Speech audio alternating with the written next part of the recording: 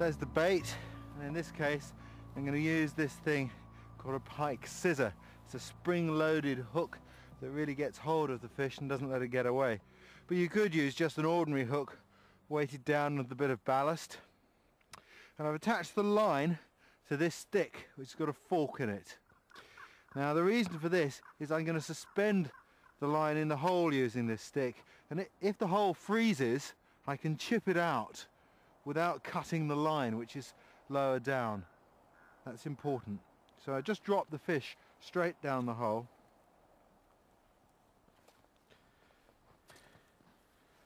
Have to encourage him down a little bit. Use another stick for that. There he goes. Down it goes.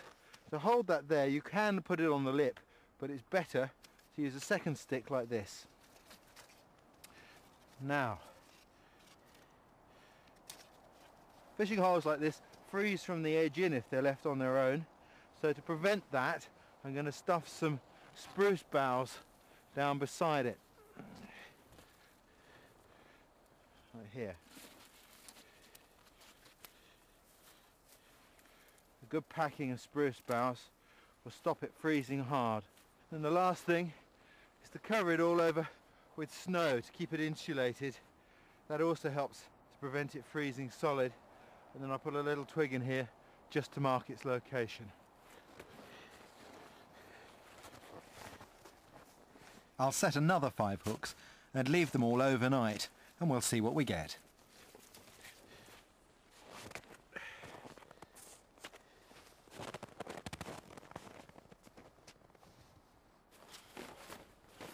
Tell you what, that's the coldest my hands have been all the time I've been here. And the reason for that is that down on these lakes you get lots of low-lying cold air. You need a top tip then, this one.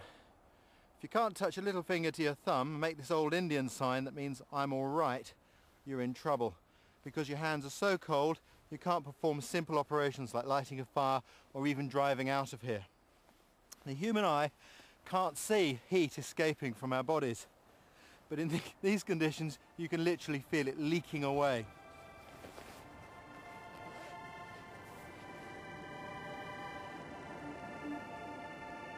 With a thermal imaging camera, you can really see what happens.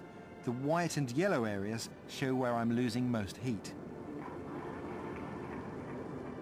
When I take off my glove, you can see just how quickly heat transfers to the glove.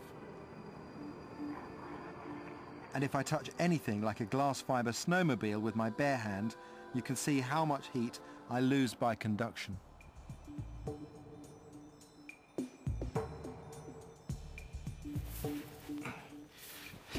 In deep snow, just moving can be almost impossible. When you consider that on a snowmobile, what takes 15 minutes travelling by machine can take up to 24 hours to walk, there are some real problems. Being able to improvise can be vital. I guess you could say I'm improvising now. I've borrowed the crew's cabin here so that I can show you clearly how to make this. This is the tool that will get you out through deep snow, the improvised snowshoe.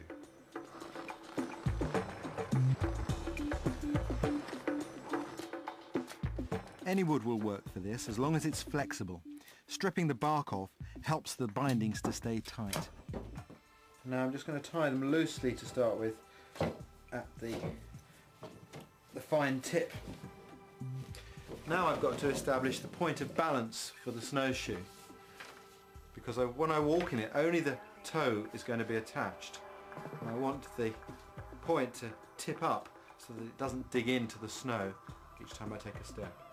There we go, I've lashed on the 2 cross pieces. This forward one goes under the ball of my foot and this rearward one under the heel. I've obviously used nylon cord. There's no real way of improvising that from natural materials in this environment in the winter, so that's one of the critical pieces of equipment you should always have in your pocket.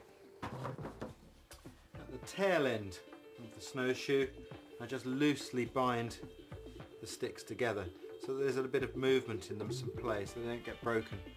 To finish a snowshoe I need to curve the prow up like that, just like a ski, with this cord here, and put on some binding material.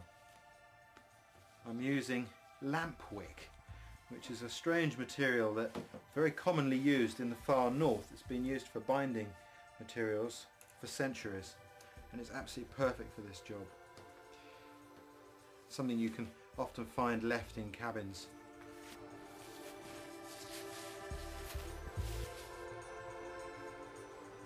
Right, well, the proof of the pudding is in the doing.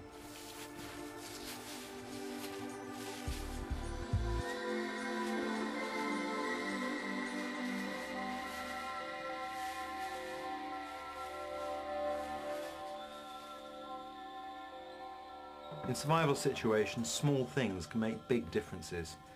It's the custom in the Arctic Circle to always leave kindling in refuge huts so that someone who's cold can rewarm themselves quickly. It's also the custom to leave a box of matches with the matches sticking out like that, something that saved many lives.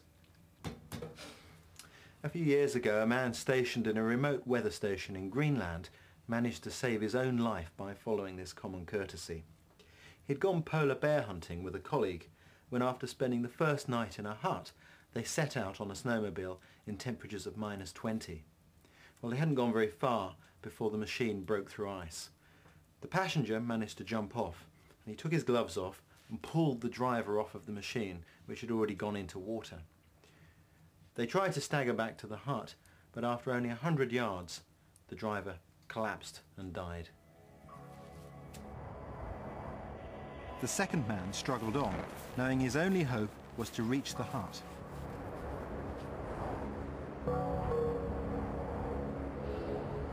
He'd lost his gloves in the accident, and his hands were badly frostbitten.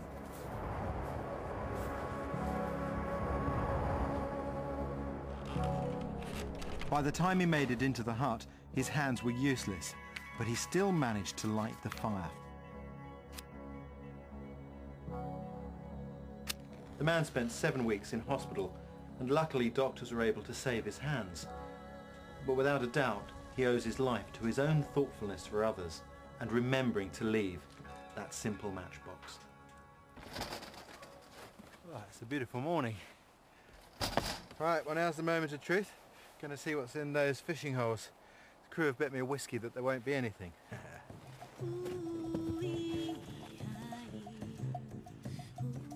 Nothing on that one.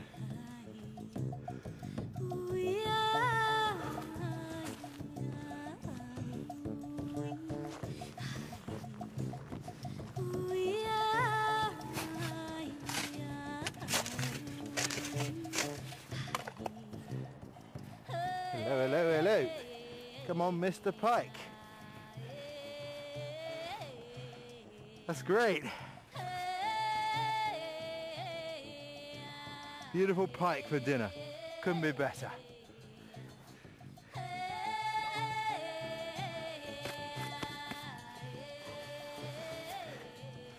Another one. Number 2. Perfect. Well, not bad haul though. 2 nice pike. Pretty good, I reckon, for one night's fishing. I think that'll be a double whiskey, boys. A good meal and a drink. I can't believe my luck. Sometimes survival skills really do pay off. Next week, the power of positive thinking.